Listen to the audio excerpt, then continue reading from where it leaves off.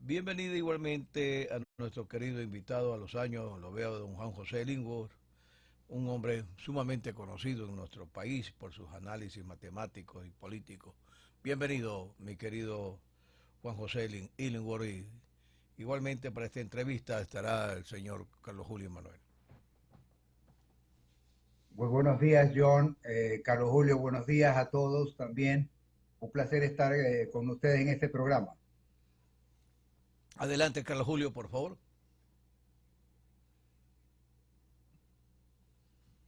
El parlante tiene cerrado, Carlos Julio. No, No lo logramos escuchar, no se economista. escucha, Carlos Julio. Bueno, hasta que... Pero ahí sí me escucha, tal Ahí vez. lo escuchamos, muy bien. Estábamos Bien, leyéndole los bien, muy labios bien. nomás, Carlos Julio. Bueno, hay que saber leer los labios a veces, ¿no? Y como, como se ha dado siempre en la historia, hay que estar atento. En todo caso, le damos la bienvenida al matemático Juan José Illingworth, un hombre público conocido Así es. en nuestra ciudad y en el país, un hombre que ha estado apoyando hace mucho tiempo causas importantes para nuestra ciudad, entre ellas el tema del federalismo. Hace, creo, aproximadamente un mes, corrígeme si esto no es así, Juan José, se publicó un libro, se lanzó un libro que se llama Guayaquil hacia el federalismo, que está escrito por, yo diría, casi una docena de intelectuales guayaquileños, tratando de puntualizar varios aspectos del federalismo desde el punto de vista histórico, de las experiencias en otros países, de la experiencia propia de Guayaquil y de cómo nació el Ecuador como un país federal.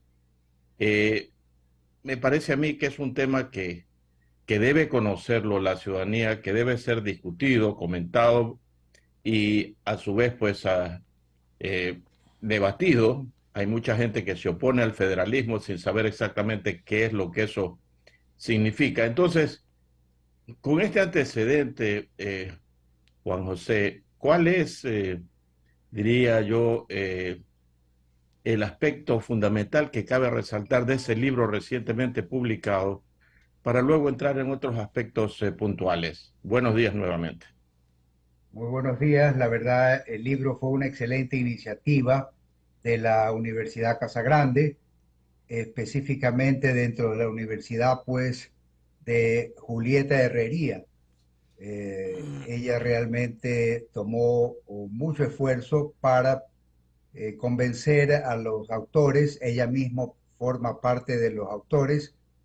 El libro tiene un contexto histórico porque es bueno saber que uno no comienza desde cero. Y Guayaquil planteó ya el federalismo en 1826, así que el libro obviamente recoge esa parte.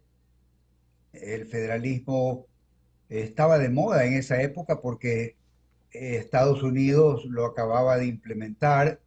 Rocafuerte lo promocionaba a nivel de toda la América del Sur y del Norte, desde México. Pero obviamente había un político de una personalidad avasalladora como es Bolívar, que todo lo quería controlar, como es frecuente en la personalidad de los políticos en el sentido de aquellos líderes que dominan, como decir Napoleón, como decir Correa y otros políticos. Entonces, esto hizo que él pronto se pronuncie en contra del federalismo y ahí hubo muchos intereses que terminaron destruyendo el sueño de ese político porque nunca pudo eh, meter todos bajo su sometimiento, por más que se declaró eh, emperador, presidente vitalicio, digamos, de la Gran Colombia. Y hubo una serie de conflictos de Santander, los políticos locales, Flores, asesinato de Sucre, es decir, no funcionó, no se nos pudo poner unidos a la fuerza. No es lo mismo que en Estados Unidos, donde los estados federales de verdad tenían su propia independencia y se juntaron. Más allá de ese enfoque histórico que es importante conocerlo porque eh, así es la historia, así es la realidad y es más, el propio Ecuador en 1830, cuando Flores decide separarse, en la Constitución está que nace como un estado confederado a la Gran Colombia, pero esa confederación o ese texto constitucional nunca se cumplió porque no hubo tal confederación, pero sí se lo aludió en términos probablemente muy, llamemos así, hipócritas desde el punto de vista político, porque se lo mencionó para decir que ok, que no somos una isla, pero realmente sí, nos convertíamos en una isla cuando Flores hizo lo que hizo. Luego el libro tiene varios capítulos de distintos autores, algunos de los cuales terminaron su carrera en la Facultad de la Universidad Casa Grande, que plantean pues ya en la parte actual los desafíos de hacer cuadrar las cuentas, de qué competencia va para el gobierno local y cuál se queda en el gobierno central, el tema de hacer que haya lógica financiera con esas competencias, etcétera. Así que me parece que es un excelente esfuerzo que se dio, que hay que copiar, que las demás universidades deben imitar, porque las buenas ideas tienen que ser profundizadas, aprovechadas. No es desde 1830 que ya de ahí se discutió y nunca más se lo hizo. También Pedro Carbo, fundador de la Universidad Guayaquileña, también promovió junto con Emilio Estrada, hicieron un periódico que se llamaba El Federalista. Es decir que históricamente ha habido más de un intento de Guayaquil. Posteriormente, alrededor de 1930, hubo el famoso Sucre Federalista. Es decir, han habido intentos, digamos, diría yo, un poco desorganizados, espontáneos, que falta que sean entretejidos de una manera concreta, desarrollados técnicamente. O tal vez, pues quién sabe, la alternativa es que se produzca una situación complicada de conflicto interregional, como el que podría sobrevenir por estas marchas indígenas, que entonces sea una situación política especial, que no dé tiempo a mayor ordenación, sino que impulse realmente sería casi la separación de las regiones del Ecuador. Eso sería la otra posibilidad, pero obviamente no es lo que más conviene. El Ecuador tiene como república y como lugar ciertas cosas muy interesantes. Hay una identidad que podría ser sobrellevada de manera positiva si es que la organización política pues no fuera como ahora una república central, sino que cada gobierno local tuviera mucho más poder del que actualmente lo tiene, porque actualmente los gobiernos locales no tienen la potestad para gobernar, para crear impuestos, para legislar, que no sea ordenanzas secundarias, no recauda directamente, tiene que estar esperando las famosas asignaciones, y eso no es un gobierno. Actualmente se llaman GATS, pero no son gobiernos. Entonces, eso hace que realmente vivamos, por un lado, una, digamos, hipocresía a nivel de los conceptos y palabras, porque se insiste en GATS, gobiernos autónomos descentralizados, muy pomposamente llamados así, cuando en realidad pues no tienen potestad ni para llevar la seguridad, ni para llevar la educación, la salud y tantas cosas centrales, fundamentales a la gestión pública. Tú haces referencia a Pedro Carbo y una publicación llamada El Federalista.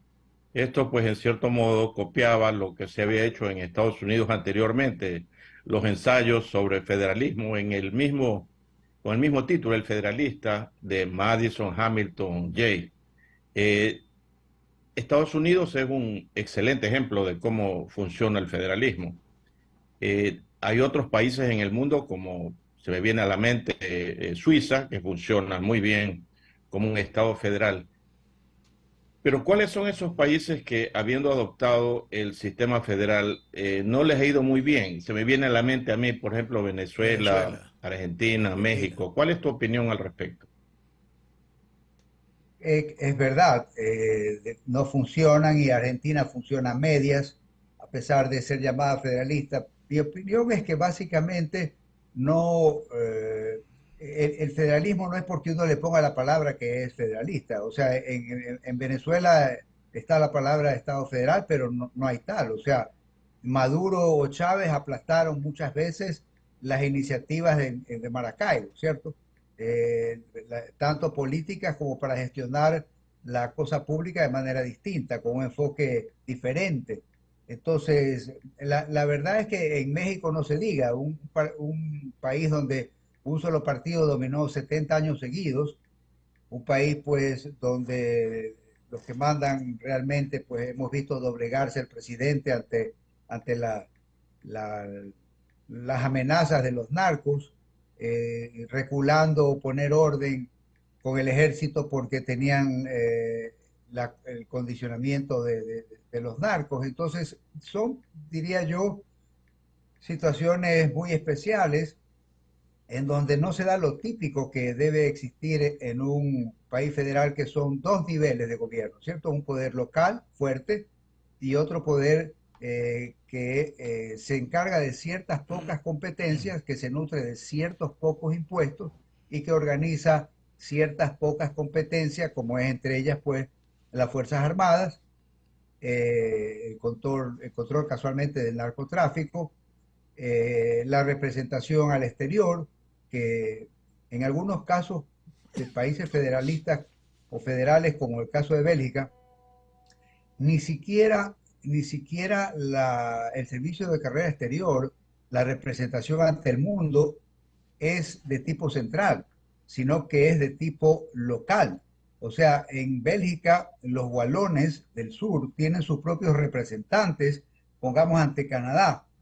Es verdad que eso puede tener un costo, pero un costo adicional, quiero decir, pero termina con lo que, por ejemplo, aquí en Ecuador pasa, que las oficinas de la Cancillería solamente promocionan turísticamente a la sierra, y cualquier libro de turismo que ellos sacan, máximo tiene de la costa a las islas, fotos de las Islas Galápagos, pero todos los presupuestos que hay por parte del Estado en el exterior para fomentar la presencia de Ecuador en la mente del mundo, realmente tienen un sesgo extraordinario. Todos los folletos promocionan realmente la Sierra Norte, y claro, Galápagos, en donde también por cuestiones administrativas llegaron a centralizar y colonizar al archipiélago, en donde un operador turístico es prácticamente el rey, como consecuencia de una serie de disposiciones en donde usted quiere pedir permiso pues para trabajar allá y no se lo dan porque desde la burocracia se colonizó realmente a las Islas Galápagos. Ya dejaron de ser realmente nacionales y pasaron a, usted basta visitar las islas y toparse con las personas y ver cómo hablan para saber que eso es una colonia del centralismo. Bien, El, el caso de Suiza sería bueno explicarlo, Juan José. De lo que yo recuerdo, Suiza está organizado en cantones que son independientes y los cantones por su cuenta, como dijéramos las provincias en el Ecuador, decidieron aportar o han decidido aportar el 8% de todos sus ingresos para que lo maneje el Estado central. Totalmente opuesto a lo que ocurre en un gobierno centralizado como el nuestro, que tú comentabas, que el gobierno central es que les da pues ahí sus gotitas a los GATS que tienen un bonito nombre y bastante largo para escribir, ¿no? Gobierno autónomo descentralizado, se lleva casi todo un titular, pero en el fondo no funciona. ¿Por qué crees tú que hay una oposición a este concepto que básicamente tiene que ver con el uso y el manejo de los recursos? ¿Quiénes son los que se sentirían afectados? Yo sé la respuesta, pero quisiera que lo digas tú. ¿Cuáles son aquellos que se oponen radicalmente a la idea de un Estado federal, y lo primero que dicen es que federalismo es equivalente a separatismo. Y digo esto porque cuando tú te remontas a la Constitución de los Estados Unidos, cuando los estados de la costa este de los Estados Unidos decidieron unirse, inclusive pues los estados sureños, se unieron en una federación, los Estados Unidos de América, pero tenían la facultad, la libertad para poder separarse en cualquier momento si no estaban de acuerdo con la forma como se conducía el gobierno. Y por eso es que cuando tú conversas con gente del sur de los Estados Unidos y tú les dices, coméntame algo de la guerra civil americana, ellos comienzan corrigiéndote. No hubo ninguna guerra civil, fue una guerra entre los estados, porque los estados tenían derecho a separarse, como lo tiene actualmente Texas en su propia constitución, que todavía mucho más claro. Texas en cualquier momento, si lo decide, podría separarse de los Estados Unidos. Pero acá se habla de federalismo y dice, no, es Guayaquil que quiere separarse. Sí, ahí hay los que se oponen, pues obviamente son los activos directamente interesados, que son los que manejan el poder actual, y que no es, como algunos creen superficialmente, el presidente de turno. Realmente los presidentes ya hace años no gobiernan. A las pruebas me remito. Un presidente dice, adelante con la exploración del gas en el Golfo. Y viene la burocracia y dice, no, la pelotea y no se hace. Viene el presidente y dice, se tiene que eliminar la Cenecit. Lo voy a hacer desde el primer momento. Ya vamos 2 años y lo esperamos. ¿Por qué? Porque hay demasiados intereses.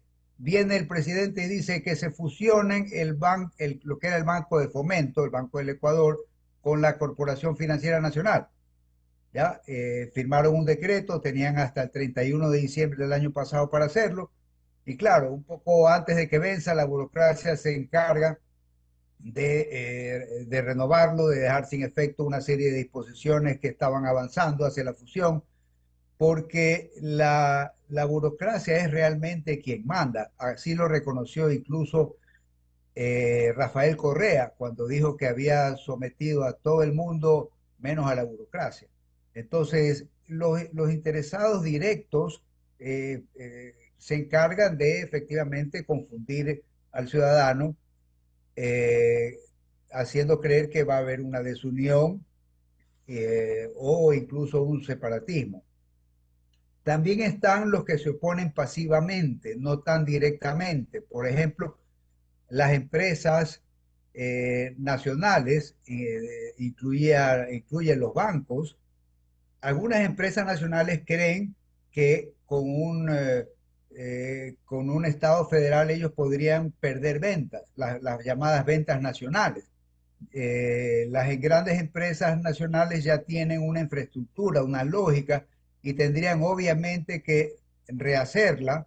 Si hay, por ejemplo, un IVA diferente en cada estado, van a tener que tener un software que trabaje no solo con 12%, sino con un porcentaje diferente. Va a existir probablemente distintas legislaciones y las empresas dicen, no, eso me va a costar, y solamente ven el costo, pero no ven las ventajas que implicaría tener un presupuesto que ya no dilapidaría como ahora tanto dinero en burocracia, sino que habrán algunos estados locales que prefieran invertir el orden y gastar más en inversión antes que en gasto de sueldo. Entonces, y luego están los otros oponentes más pasivos todavía, que somos los ciudadanos, que no hacemos nada viendo cómo el país cada vez más pues crece en lo público, los servicios públicos cada vez más se deterioran. Si usted trata de hacer un trámite cualquiera que sea, Perfecto. es realmente una cosa. Perfecto, al matemático Juan José Illingworth, por cuestión de tiempo, mi querido economista Carlos Julio Emanuel, para cerrar ya la entrevista. Bien, no, efectivamente estamos llegando ya al límite de tiempo. Yo creo que este tema, Juan José, vale la pena seguirlo comentando. El federalismo no es un mecanismo perfecto para el manejo de un Estado. Hemos visto que en algunos países funciona bien, en otros los apetitos políticos lo echan por la borda, pero lo fundamental es que debemos buscar un mecanismo, federalismo siendo uno de ellos, para un manejo óptimo de los recursos del país. Hay mucho despilfarro de los recursos. Hemos visto cómo la corrupción se lleva 5.000 millones de dólares por año en los 10 años de la Revolución Ciudadana, más los 5, digo, 4, mejor dicho, de Lenín Moreno. Carlos Julio, discúlpame interrumpirte, ya lo tengo al doctor Marcelo Dotti esperando.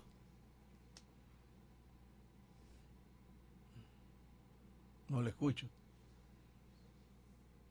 Sí, parece que se cortó. Bueno, 8 de la mañana con 27 minutos, 8 de la mañana con 27 minutos. Nosotros vamos a ir a la pausa comercial respectiva para ir con nuestro segundo invitado. Recuerde que el lugar donde habitan los sueños, eso es Narcisa Clut, un proyecto de casas con una excelente relación, calidad, precio, ubicación. Reserve con tan solo $2.000 y financie hasta el 90% con el BIES. Estamos ubicados en la avenida Narcisa de Jesús, kilómetro 10. Venga, visita el proyecto de lunes a domingo de 10 de la mañana a 5 de la tarde. Narcisa Clut, el lugar donde habitan tus sueños. Vamos a la pausa, señores.